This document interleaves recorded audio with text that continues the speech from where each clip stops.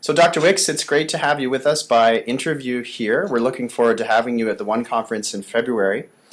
And we'd like to hear about your work and about your talk. Your talk is going to be on strengthening your inner life in challenging times. And you talk about secondary stress. So tell us what that's about and how it applies to people working in the church and in apostolates. A secondary stress represents the pressures experienced in reaching out to others. And people who work in the church today face very dark situations. And my point in the presentation is going to be, it's not the amount of darkness in the world that matters, or the church that matters, or your country that matters, or even in your family or yourself that matters. It's how you stand in that darkness. So by recognizing the dangers to resilience, to maintaining a healthy perspective, and recognizing those kinds of things that you can put into place, what I call a self-care protocol and a rule of prayer, you can strengthen your inner life so that you not only bounce back from difficult situations, you deepen because of them. Wow. Now, your resume is fascinating. You've worked with the FBI Academy, with Rwandan genocide, relief workers, with those involved in Cambodia, Iraq, Afghanistan. Tell us about some of the, briefly, maybe a story about working with persons in those contexts. Well, it's very, very dark when you get into those situations because people are suffering at a number of levels. And the people that I have worked intentionally with are the caregivers. So whether it's caregivers in Hanoi, or whether it's seminarians and priests in Beijing, or it's social workers in South Africa, all of those people really, not only is their psychological welfare on the line, their spiritual welfare is as well, because when we're close to people who are suffering from trauma and extreme stress, we run the risk of not only, catching, say, their flus or something. When we're close to them, we run the risk of catching their psychological and spiritual darkness. It's very, very dangerous. And you need to be able to reformulate that.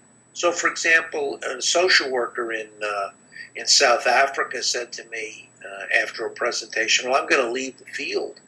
And I said, well, why?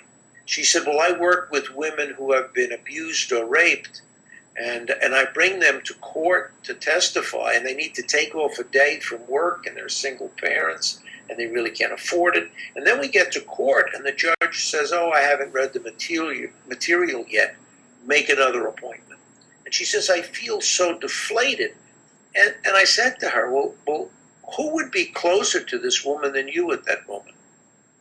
And she said, well, no one. And who does she count on to be a listening ear? Well, me. And I said, and you want to give that up?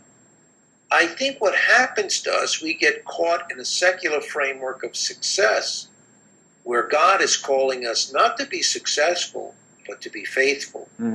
So it's working with people in that darkness that allows them to experience what we call in psychology post-traumatic growth. And that's where, paradoxically, the darkness feeds a depth that you would not have experienced had you not encountered those difficult challenges in ministry in the first place. Okay, wow. Last question, Dr. Wicks. So those coming to your talk here in February, what can they expect from your presentation? Well, they can expect me to first focus on perspective and talk about not just psychologically, but the classic spiritual and scriptural roots throughout the world for perspective. Then I will speak to them about the dangers. So we'll go through a number of classic dangers. And then we'll speak about developing a self-care regimen or self-care protocols, they talk about it in my business, and how that can help you remain resilient.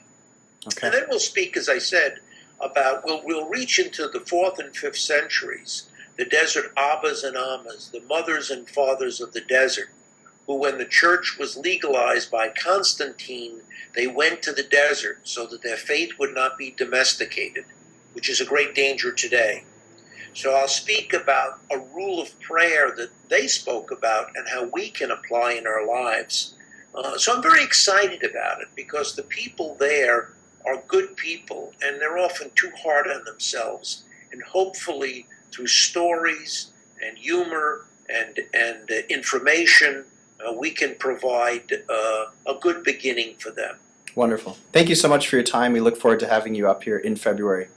Oh, it's a pleasure. Thank you.